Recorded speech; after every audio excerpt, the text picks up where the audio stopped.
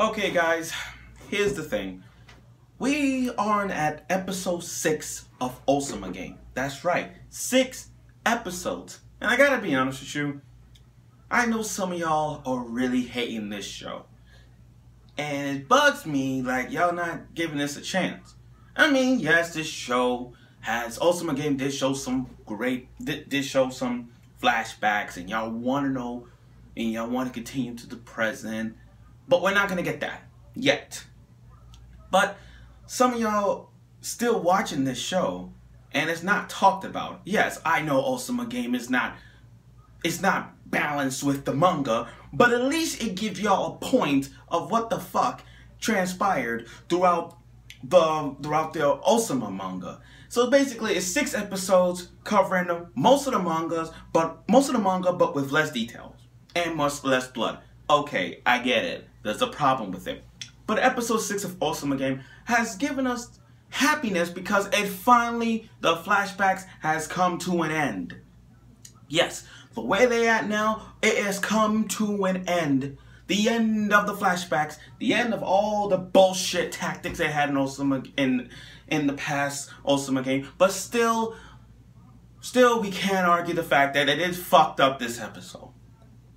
By fucked up, I mean the worst possible way to end the flashbacks in a whole fucked up way. So let me kick things off in episode 6. Now, there are some stupid shit that happened in this episode. Some of us question like how and why. For example, you got the present where Nobaka and 2 of his friends, this is the present time, him and 2 of his friends are going to the village that happened 30 years ago. And I'm saying to myself, oh, they're going there. I thought they're going by a train, but they're going by a fucking cab. Speaking of a cab, is the cab driver deaf or he just stupid? Like, I don't get it. Like, come on. You're driving kids to the village that happened 30 years ago, the prequel to Ousama game, and you're not doing a damn thing, cab driver. Are you the plot? You're just driving like this. You just listen to them saying about shit that happened, and you don't give a damn. You're just driving them to the village like you know they're gonna die. And I'm like, you fucking stupid. And I'm like, I'm like, wait a minute, who's driving? Is it the cab driver or is it him? Because if you look at the passenger, if you look at the seats, the 2 characters are sitting in the back, and he's sitting like on the passenger side or the driver's side. But the way it looked like he was driving. And I'm like, wow. Now, moving on to the past. Yes, flashback, past. Where we're about to come to an end. 10 students left. And their simpleness is a roll of a die. Yes, a die. And all you have to do is roll the dice. And whoever rolled the dice, not only die, but you have to reveal the number of people you're going to die just by saying their freaking names. So, the guy, now I'm going to be honest with you guys. The big guy in this show, I don't know his name, he's a side character, who fucking cares, but he deserved to die. I wanted him to die because he literally fucked up.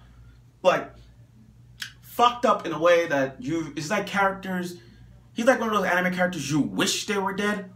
This is one of those times. So basically, he told his best friend to like, you have my back, please support me. You know, it's like the Kevin Owens and Chris Jericho, like, I got your back because you're my best friend. Bullshit.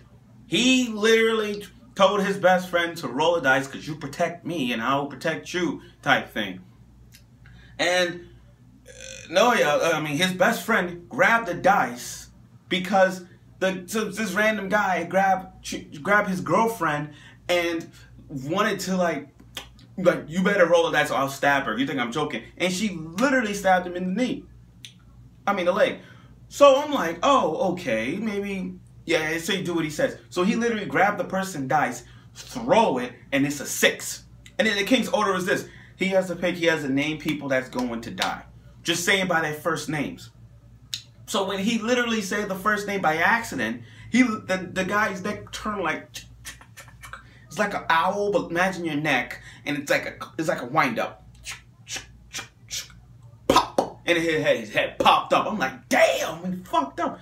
But the guy's like, okay, mention some more names and I'll kill somebody. So, out of the blue, he just randomly killed 2 people. No, he randomly killed people, even people that was in the hospital, because She was in she had her wrist, and she was in the hospital. But then he had no choice but to kill them, and that's what he did. He killed everybody, and he had 2 names left. And then for his best friend, he actually punched him to save his life.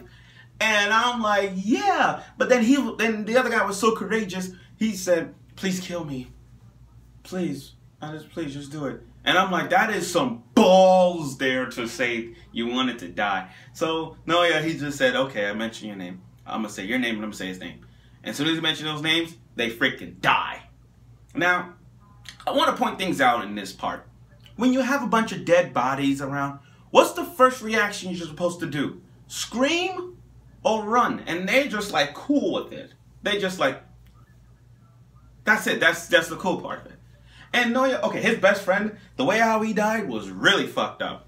Like, his arm was all jiggly and he ripped his arm out.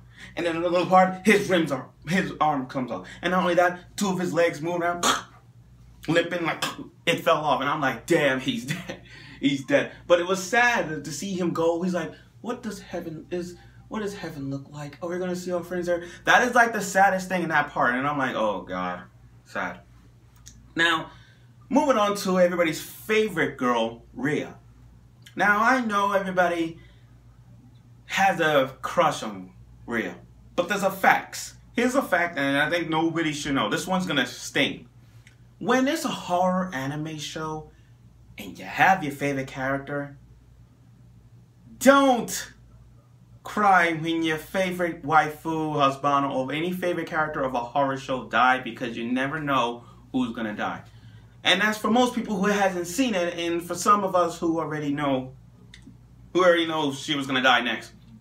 But she found a way throughout the entire game, found a way to beat the king. So she's doing this kind of computer hacking system, Watch Dogs material, and literally broke the system. But then the king knows that she was fucking it up. So she like, as punishment for breaking the rules, you die of combustion, burning yourself up. But here's the stupid thing about the burning part. How the fuck is she still standing? Like, she literally burned all around her, and that plot armor is saving her ass.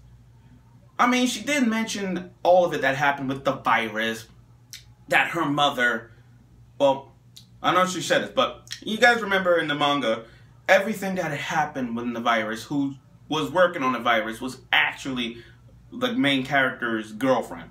The girlfriend's mother. She was the one that was working on this whole virus thing that happened 30 years ago, from the envelope to the envelopes to the phones. It was kind of like a virus, a hypnosis in a way. AK, that was it, just a hypnosis. It's kind of like Eisen.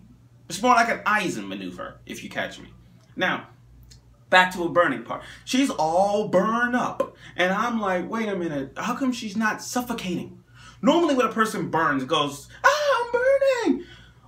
Or your back or your friend just like, oh, we gotta stop the burn, we gotta stop it, we gotta stop it. But for them, Rhea, but for him and his girlfriend, it's just like, Rhea, nobody is not shocked about it? Are you kidding me? And the plot armor, she like, from all that glow, it's like fucking Super Saiyan. She's going all that glow Super Saiyan bullshit, talking about her past, that she was sexually abused by her father. And I gotta be honest, it's sad to see her having no emotions at all. It's very sad. Like, you can see the scars on her back and her arms and her legs. And if you look closely at all the sex toys they had there, it was a fidget spinner.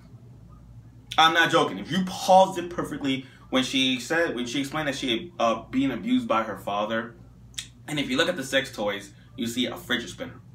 How the fuck did how a fidget spinner abused you or like a sex toy? How? But again, I'm going back to this burning part. She lived in blur, and she's talking about her story in a burnt up situation, all glowy like some friggin' Super Saiyan. This is Super Saiyan Rhea. And as she walks down to the top of the bridge, not bridge, like a little cliffs, she's like, beat the game for me. And then she falls down. And I'm like, wow, what a way to end it. You're going to end it like that for her? Now, after that, as soon as that flashback finished, him and two of his friends are right at the village. And it's a giant wall of mine. And like Attack on Titan, it's a big wall there. And I'm like, oh boy. Oh boy. But that's how that show is.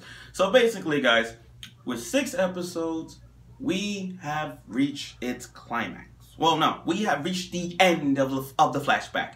Which, by the way, next week, we're about to see the conclusion of it between him and his girlfriend, how his girlfriend died. Now, in the manga, it's completely different. It's in balance with the anime. So, if the anime decides to make the last two characters, him and the girlfriend, like, good, make it a good one. But I gotta say, this episode 6 was kind of a sad but stupid things in this. The cab driver driving, don't give a fuck. The dice rolls was fucked up. Rhea going all Super Saiyan glow red, Super Saiyan, didn't even get like surprised that she's gonna die of burning, like everybody stopped. Like, come on guys, what the hell? And another thing, if you're doing a computer and you see a bunch of dead bodies, why the fuck are you still there? Why the fuck? You just living all the dead bodies around. You're not doing a damn thing. That just, you guys fucked up. You guys fucked up. But that's it for now. So basically, this episode was really okay.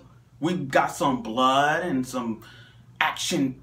No, not action, but a lot of blood in this, which is really great.